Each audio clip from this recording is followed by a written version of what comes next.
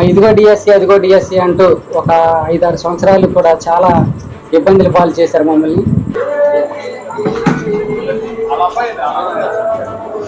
కన్నగారా ఎలా ఉన్నారు brother? How are you? బాగున్నారా? ఇంటి పేరు? జుజవరపు కర్ణ, డిఎస్సిలో qualified lecturer. Congratulations. Teacher, lecturer కాదు, ఇంకా లెక్చరర్ అవ్వాలి భవిష్యత్తులో. God bless you, all the best. ఉన్నారమ్మా? ఉన్నారా? వందనాలు. ఉన్నారా? హలో మా నమస్తే. ఆశా వర్కరా మీరు? ఆశా వర్కర్ బాబా పెద్ద కూర్చోనా? ఇక్కడ కూర్చోనా? పర్లేదు కూర్చుంది. కన్నా ఇట్రా. ఉన్నారమ్మా? రండి మీరు చదవమ్మా ఇక్కడ. ఎట్లా ఏంటి మీ ప్రస్థానం ఎట్లా జరిగింది? అంటే ట్రావెల్ మీ route map up to DSC teacher ఉద్యోగం కొట్టడం వరకు. మొదటిగా ఈ అవకాశం ఇచ్చినటువంటి మన ఎమ్మెల్యే గారికి నా హృదయపూర్వకమైన నమస్కారం తెలియజేస్తుంది. నేను ఈ డిఎస్సి కొట్టడానికి చాలా కష్టాలే అనుభవించాను. బీఈడీ అయితే 2014 కంప్లీట్ అయింది. అప్పటి నుంచి కూడా నేను డిఎస్సికి ప్రిపేర్ అవుదాం అనేటువంటి ఆలోచనలో ఉన్నాను. 2018లో జస్ట్ అటెంప్ట్ చేశాను. 2014లో బీఈడీ పూర్తయి 26 అంటే 12 సంవత్సరాలు నువ్వు బయట ఉన్నావు డిఎస్సి రాక. అంటే బీఈడీ 2014 పూర్తయింది. ఇంకా ఆ తర్వాత ఈ 12 సంవత్సరాలు ఏం చేసావు? 12 సంవత్సరాల్లో నారాయణలో జాబ్ చేసింది సార్.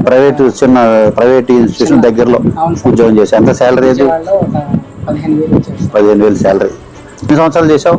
ఒక 3 years చేశాను సార్. ఓకే. 2018లో 18 నుంచి 25 వరకు కూడా ప్రిపరేషన్లో ఉన్నాను.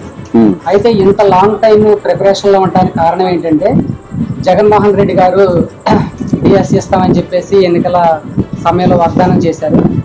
ఇక దాన్ని నమ్ముకుని ఎట్లయినా సరే జాబ్ కొట్టాలి, ఓపెన్ కేటగిరీలు కొట్టాలనే ఉద్దేశంతో చక్కగా చదువుకుంటానే ఉన్నాను. అయితే ఇదిగో డిఎస్సి అదిగో డిఎస్సి అంటూ ఒక 5-6 సంవత్సరాలు కూడా చాలా ఇబ్బందులు పాలు చేశారు మమ్మల్ని. 19 నుంచి 24 మధ్యలో సో డిఎస్సి ఎట్టి పరిస్థితులు గవర్నమెంట్ జగన్మోహన్ రెడ్డి గవర్నమెంట్ లో ఇస్తానని 18 పాదయాత్రలు అన్నాడు కాబట్టి సో నువ్వు ఇంకా పుస్తకాలు పట్టుకొని ఇంకా చదువుతూ ఇంకా సీరియస్ చదివావు. 6 years పాటు 7 years పాటు అలాగే చదువుకుంటూ సార్ నేను 6 సంవత్సరాలు కూడా ఏ జాబ్ చేయలేదు. చేయకుండా అంటే ఓపెన్ కేటగిరీలో కొట్టాలనే ఉద్దేశంతో ఏ జాబ్ చేయకుండా అప్పులు చేసి చాలా. మీ డబ్బులు ఎట్లా వచ్చేది? అమ్మ ఆశా వర్కర్ జీతం కొద్దిగా చిన్న అమ్మ హెల్ప్ చేసేది సార్. Very good. ఒక గదిలో మీరు ఉంటున్నారు, మేనమామ ఇంట్లో నువ్వు ఉంటున్నావు, ఇట్లా సర్దుకొని ఉంటున్నారు. పిల్లలు ఇద్దరు పిల్ల ఎంతమంది? రెండు. అరే క్యూట్ గర్ల్ కమ్ హియర్. అరే భలే ఉందా నీ గౌను? దా గివ్ మీ హ్యాండ్ షేక్. దా వెరీ గుడ్. దా ఇదిగో డిఎస్సి అదిగో డిఎస్సి అంటూ 6 years పాటు మమ్మల్ని ఆశ పెట్టి చాలా ఇబ్బందులకు గురి చేశారు సార్. చివరిలో అయితే నోటిఫికేషన్ అంటే ఎన్నికల నోటిఫికేషన్ వచ్చే సమయంలో ఇచ్చేసి ఒక 5,000 పోస్టులు మాత్రం ఇచ్చారు. దాంట్లో సరిగ్గా పోస్టులు కూడా లేవు. తర్వాత ఒక రూల్ ఏంటంటే 45 days అనేటువంటిది మినిమం ఇవ్వాలి ఎగ్జామ్ నోటిఫికేషన్ ఇచ్చిన తర్వాత ఎగ్జామ్ రాయడానికి. 45 days ఇచ్చారు. ఇచ్చిన తర్వాత ఒక ఎగ్జామ్కి టెట్ డిఎస్సి రెండింటికి కలిపి 45 days ఇచ్చారు. చాలా స్ట్రెస్ గురయ్యారు. చాలా మంది అయితే ధర్నాలు చేశారు. చదువుకునే వాళ్ళు చదువుకున్నారు. చాలా ఇబ్బందులు పడ్డాం సార్.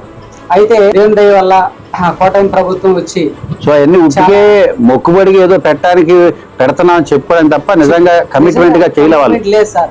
పెట్ల ఇవ్వాల 5,000 కూడా ఇవ్వలేదు సార్. అయితే చాలా పోస్టులు మాత్రం చాలా ఏరియాస్ లో లేవు, అసలు 0 ఉన్నాయి. అది కూడా ఒక నిబద్ధతతో ఇచ్చే విషయం అయితే సరైన టైం ఇవ్వాలి. టైం ఇవ్వకుండా ఓన్లీ 45 days ఇచ్చారు. కానీ దాంట్లో డిఎస్సి టెట్ రెండు ఎగ్జామ్స్ కలిపి పెడతామన్నారు. ఆ ఉద్దేశంతో చాలా మంది ప్రిపరేషన్ టైం లేక ఇబ్బంది పడ్డారు. చాలా స్ట్రెస్ ఫీల్ అయ్యారు. ఇక అట్లా అయిన సందర్భంలో మేము కూడా చాలా ఫీల్ అయ్యాను సార్.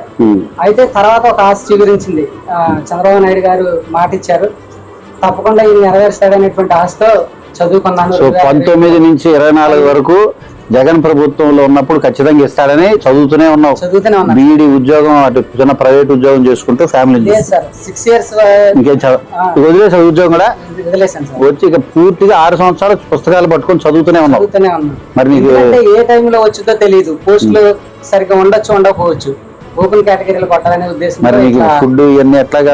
అమ్మగారు హెల్ప్ ఆ చిన్న ఉద్యోగం ఆశా వర్కర్ ఉద్యోగంతోనే కొడుకు కుటుంబాన్ని వ్యవసాయం పని కూడా చేసేవాడు.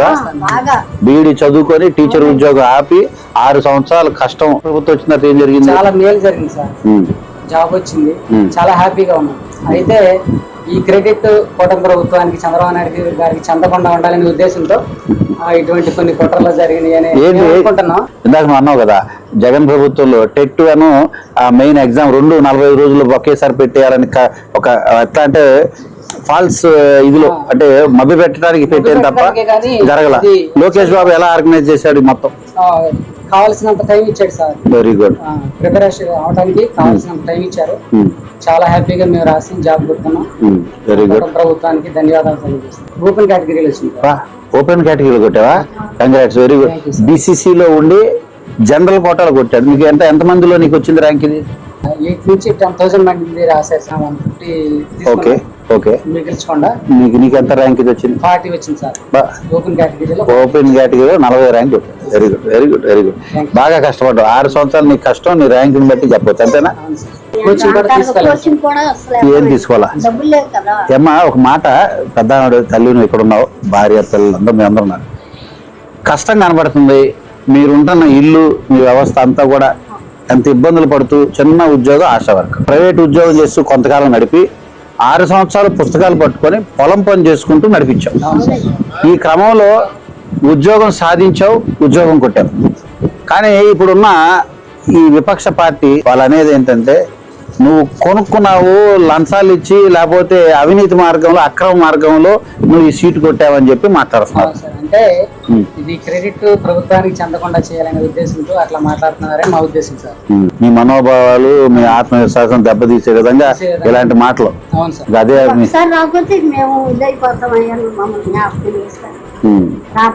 చూడండి, ఎంత పేద కుటుంబం, ఎన్ని ఇబ్బందులు పడ్డారు, ఎన్ని కష్టాలు పడ్డారు. నిజంగా పిల్లలు అదృష్టం చేసుకున్నారు. నీ కష్టానికి గుర్తింపు వచ్చింది మన కూటమి ప్రభుత్వంలో. కానీ దుర్మార్గులు 15 లక్షలు ఇచ్చి ఇట్లాంటి ఉద్యోగాలు కొన్నారని మాట్లాడుతున్నారు. నువ్వు బీసీసీఐ ఉండి జనరల్ కోటాలో కష్టపడి చదివి ఉద్యోగానికి కొట్టావు. అంత మెరిట్ బేసిస్ మీద పారదర్శకంగా డిఎస్సి జరిగింది. కానీ నువ్వు అన్నట్టు యాజ్ యూ సెడ్, కుట్ర రాజకీయాలు, ప్రభుత్వం చేస్తున్న అభివృద్ధి, మంచి ఇట్లాంటి ఉద్యోగ అవకాశాలు ఇస్తుంటే చూసి ఓర్చుకోలేక ఈ పని. ఏమ్మా లేదు, నువ్వు బాగా చేసావు, బాగా చదువుకున్నావు, ఫ్యామిలీ బాగా చూసుకో. Anyways, it's was nice talking to you కన్నా. Okay, very good, all the very best. బాగా కష్టపడి చదువుకున్నావు, మంచి ఉద్యోగం, ఫ్యామిలీ, దేవుడు నేను చల్లగా చూస్తున్నాడు. ఓకే, మంచి ప్రభుత్వం మన ప్రభుత్వం. ఇంకా బాగా ధైర్యంగా పిల్లలకి ఇదే స్ఫూర్తితో మీ ఉద్యోగం మీద ఎంత కష్టపడ్డారో అంతే కష్టం పిల్లలకు మంచి చదువు చెప్పే దాంట్లో బాగా కష్టపడండి. ఓకే, మీ ఫ్యామిలీకి నువ్వే పెద్ద దిక్కువి. మంచి ఉద్యోగం వచ్చింది, జాగ్రత్త చేసుకో. మంచి ప్రభుత్వం కాబట్టి ఎప్పుడు అండగా ఉంటుంది. నువ్వు ధైర్యం తెచ్చుకో. మీ మనోభావాలను దెబ్బతీసే విధంగా వీళ్ళు కుట్రలు చేస్తున్నారు. నీ ఆత్మవిశ్వాసాన్ని దెబ్బతీసే విధంగా ఇలాంటి విపక్ష పార్టీ విషం చిమ్ముతుంది. ఆత్మవిశ్వాసాన్ని కోల్పోవాలనే పరిస్థితి వీళ్ళు తీసుకొస్తే భగవంతుడు కూడా వీళ్ళు క్షమించడు. ఏ అవకాశం వచ్చినా జరుగుతున్న ఈ అన్యాయాన్ని నువ్వు కూడా ఎక్కడికక్కడ చెప్పాలా, ప్రతిఘటించాలి. Okay, all the very best కన్నా. ఓకే.